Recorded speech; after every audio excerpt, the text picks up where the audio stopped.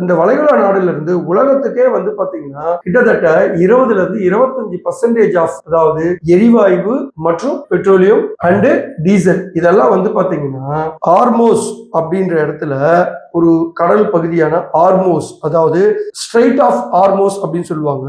இந்த இடத்துல வந்து பாத்தீங்கன்னா இந்த இடம் வந்து ஈரானோட பொறுப்புல இருக்கிற, ஈரானோட நாட்டுல இருக்கிற ஒரு பகுதி. இந்த இடத்து வழியா தான் வளைகுடா நாட்டுல இருந்து இந்த பெட்ரோலியம், கேஸ் இது எல்லாமே போறதுக்கு பயன்படுத்தக்கூடிய ஒரு வளைவு, ரொம்ப குறுகலான வளைவு பகுதியா இருக்கும். சோ அந்த இடத்து வழியா தான் போய் ஆகணும். எங்க இருந்து அப்படின்னு வந்து பாத்தீங்கன்னா, சோ இந்த பாதையை வந்து யூஸ் பண்ற நாடுகள்லாம் என்னன்னு பாத்தீங்கன்னா Saudi Arabia, Iraq, Kuwait, Qatar, United அரபு எமிரேட், இந்த பாதை வழியா தான் தைப்பாங்க. இந்த நாடுகள்ல இருந்து தான் வந்து பாத்தீங்கன்னா 20-25% ஆஃப் எரிவாயுவும் சரி, பெட்ரோலியமா இருக்கட்டும், டீசலா இருக்கட்டும், இந்த வழியா தான் உலகத்துல இருக்க மற்ற நாடுகளுக்கு எல்லாம் போகுது. சோ இங்க இருந்து வேர்ல்டுக்கு 20-25% வந்து பாத்தீங்கன்னா இந்த வழியை தான் யூஸ் பண்றாங்க. அப்போ இந்த வழியை மூடிட்டா, இந்த கண்ட்ரோல் எடுத்துக்கிட்டா, அப்போ உலகத்துக்கே பெட்ரோல் டீசல் பிரச்சனை வரும். ஆட்டோமேட்டிக்கா யூஎஸ்க்கும் இஸ்ரேலுக்கும் பிரஷர் போடுவாங்க மற்ற நாடுகள்.